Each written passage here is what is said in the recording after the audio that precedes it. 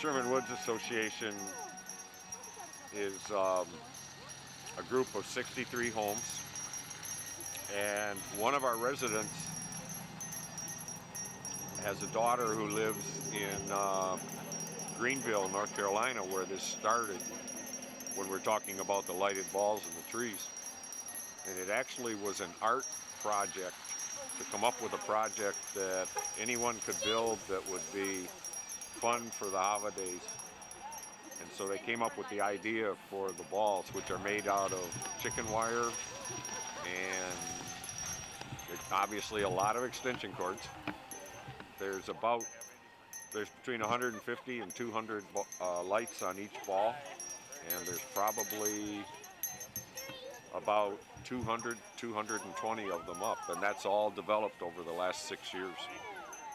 And one of the things that I think is really neat about this is that everybody made their own. I mean, we've had everybody from teenagers to people in their 80s pounding on the chicken wire and making the balls. And the first 2 years that we did it, we cleaned out every store in town in chicken wire. They couldn't figure out why they were selling out of chicken wire at Christmas. And it's just grown since then. You know, all the funds are used locally, and that they go to really help people who otherwise might not have much of a Christmas. So it ties in very well with what we've done here. And I couldn't even begin to guess how many extension cords there are. But it's a lot of fun. It starts about the week before Thanksgiving, and usually by the first weekend in December, almost all of it's up.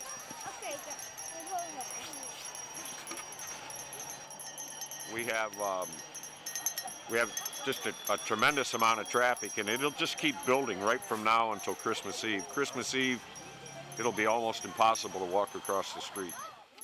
This year, a lot of the neighbors said, hey, let's try to really add something positive to this. So we decided to add the fundraising for the Salvation Army. And that's been a tremendous success. That's been more than we ever dreamed was going to happen. So we're probably going to continue to do that too. It started out with just a sinker on a line and throwing it.